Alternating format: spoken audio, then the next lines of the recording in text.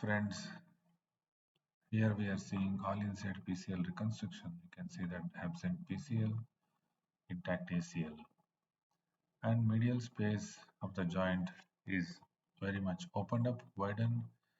That shows that there is also MCL tear. We are doing MCL and Pcl reconstruction. Pcl is all inside type of reconstruction with the Peroneus longus autograft.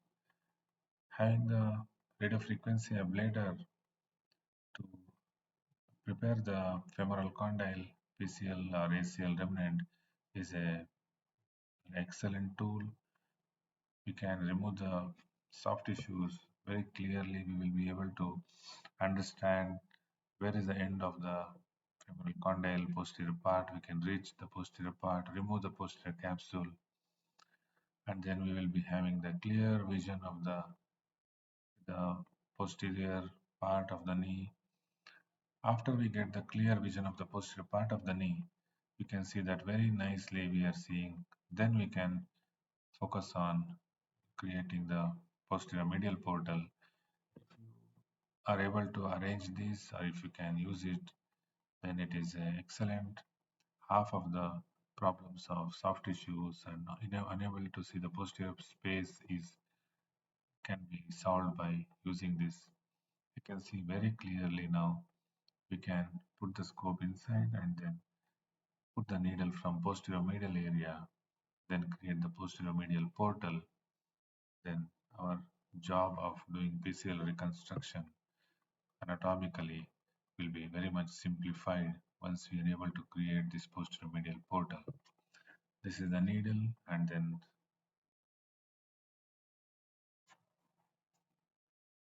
the switching stick, the dilator, that is the for the cannula dilator. Then we are now passing the cannula. Once we are ready with the cannula, then we will be able to work from the posterior medial portal, viewing from the anterior medial portal or anterolateral portal based on the convenience.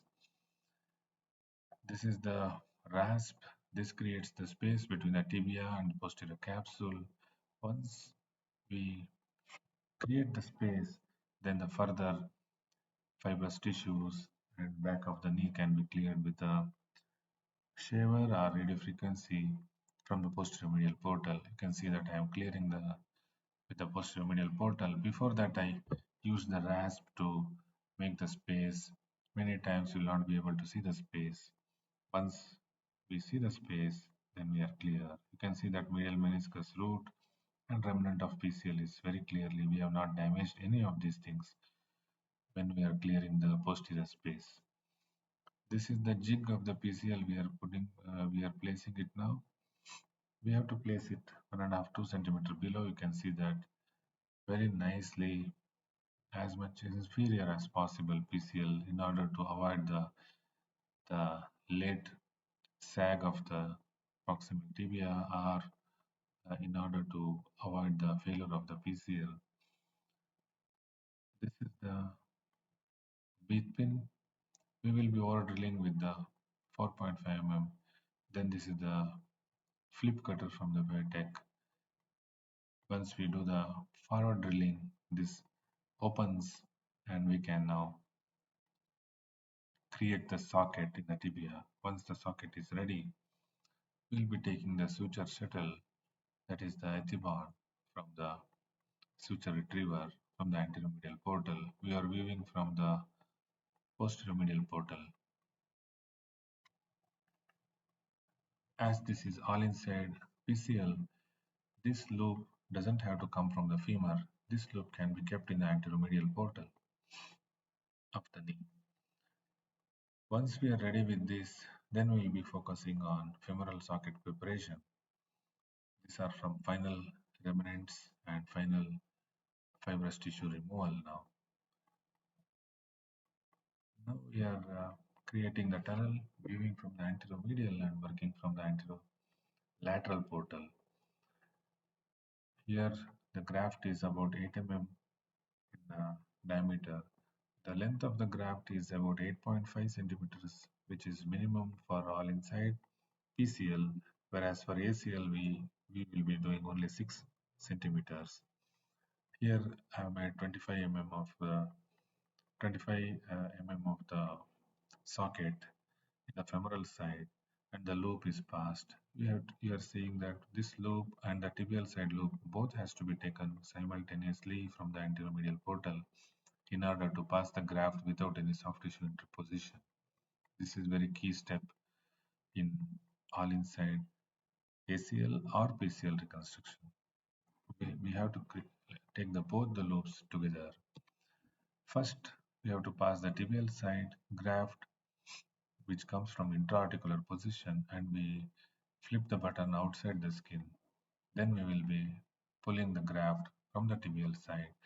Once we are sure of the graft going in the tibial side, then we will exchange the loop outside the joint of the tibial femoral side. You can see that as we go on pulling the femoral side loop, we will see the button. Then we will be milking it slowly as we do femoral side ACL graft passage. We should not pull suddenly so that the button should not come out of the joint. Slowly, once we pull it, the graft goes in, and then we can final tighten by by making the loop snugly fitting on the both tibial and femoral side. You can see that the PCL is very nicely seated, very nicely tightened position of PCL and the tension of PCL. Along with the PCL, we have also put the fiber tape internal bracing here, as the thickness was 8 mm and patient is little on the heavier side. You can see that ACL is now intact, PCL is intact, ACL sagging is obliterated. This completes all inside PCL reconstruction. Thank you for watching this video.